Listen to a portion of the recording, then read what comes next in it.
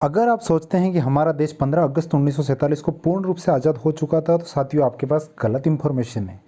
जी हाँ, मैं बिल्कुल सही कह रहा हूँ।